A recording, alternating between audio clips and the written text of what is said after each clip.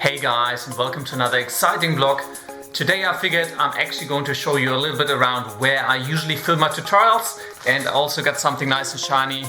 Well, it isn't actually shiny, but that's kind of the point of it, but I'm pretty excited about it, so I figured I'll show you what that is as well.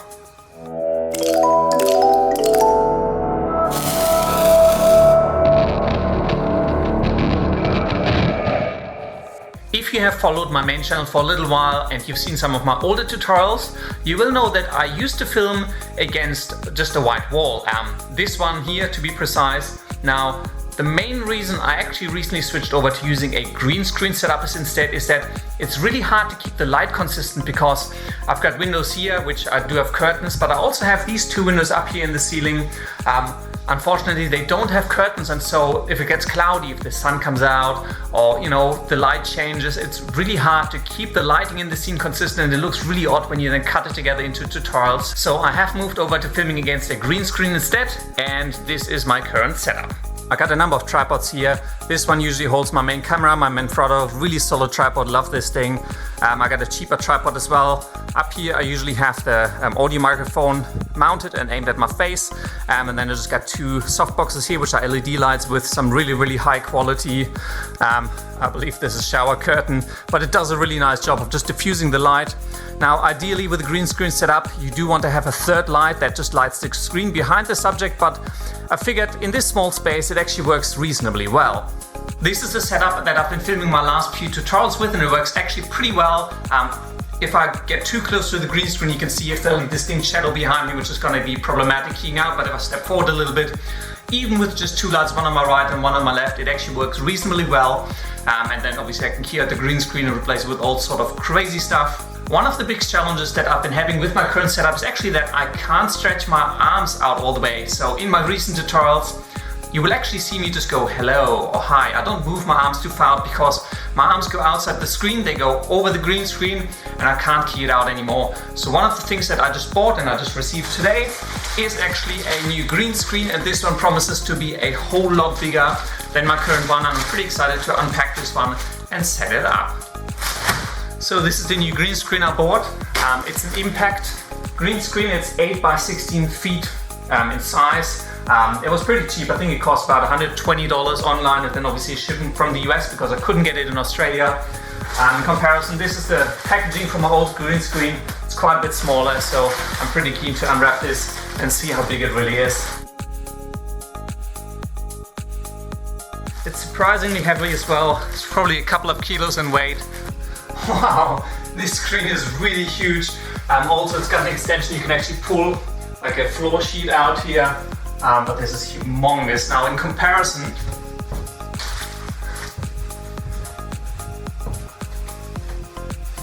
this is the current screen I'm using. This is the new one. So that should definitely give me enough space to stretch my arms out and remain fully against the green screen backdrop. Pretty excited, so let's set it up.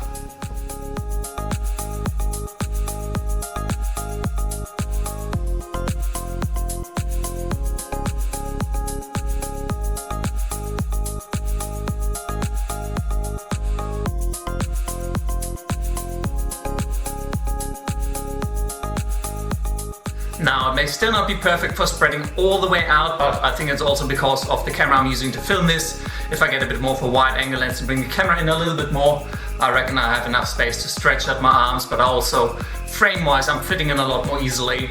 Also, just leaning against the wall, I could get rid of the stands that I had here on the sides to hold up the old green screen. So actually really happy with this. It's nice and smooth, although if you get pretty close up, you can probably see a few crinkles, but once you shine the light on it, I think this should be nice and easy to key out. So I'm really excited and happy with this new setup. Also, just a very quick tip, because I know a lot of people have problems folding up these pop-up screens. The way to fold them up, stand them up in front of you. Now, you need to put your arms on each corner. Unfortunately, you do kind of need longish arms for that, so sorry to all the short arm people. And then what you do is you kind of fold it in on itself in front of you, overlap it once, and put it down, and then adjust the ring size a little bit. So you should end up with 3 rings. Fold it up neatly, and this one's ready to be packed away. I'm very excited to start filming tutorials with the new green screen setup. And now for the question that I will inevitably get in response to this video, and that is going to be, do I need a green screen to film YouTube videos? The answer, of course, is, say it with me, hell no. As I said, I filmed tutorials for 3 years against this very wall. All I had was a few lights. Now I did buy some soft boxes in the end, but all you need is just some standard lights. Just make sure you have a lot of light on your scene and the quality will come out quite nice. Now, the reason for me obviously to go with green screen is A, be a bit more flexible with when I film, so I'm not too dependent on the lighting conditions in my house. Secondly, keying out the background and replacing it gives me more flexibility with what I want to show. Obviously, like there's a video for that, which I did last week. Obviously it's fully green screened, but also I just kind of want to spice up the quality a bit, see if I can get a bit more interactive, something that's just a bit more fun to watch. Second question, do I need a pop-up green screen that I need to buy to do these things? No, you do not. You can use any non-shiny, smooth green or blue material that you can key out. You don't have to buy something. If you have something available, like, I don't know, your grandma's dresses, anything will do, as long as it's smooth and even, and you can light it nicely, because then you can just key it out and it doesn't matter what it originally was. But personally, I just found it easier to buy one. It fits nice into my house, and I didn't really have a grandma who wore green dresses. But no, you do not need a green screen, and even if you want a green screen, you can just use standard cheap material that you can find somewhere else. And that's it for this vlog. Let me know if you enjoyed this behind the scenes look and a rather interactive handheld version of a vlog rather than me just sitting on my ass at my desk talking to the camera. As always, if you do have any comments, questions or suggestions, leave them down in the section below. I generally get around to answering them. Yeah, and I hope you enjoyed this video. Until next time, I will see you later.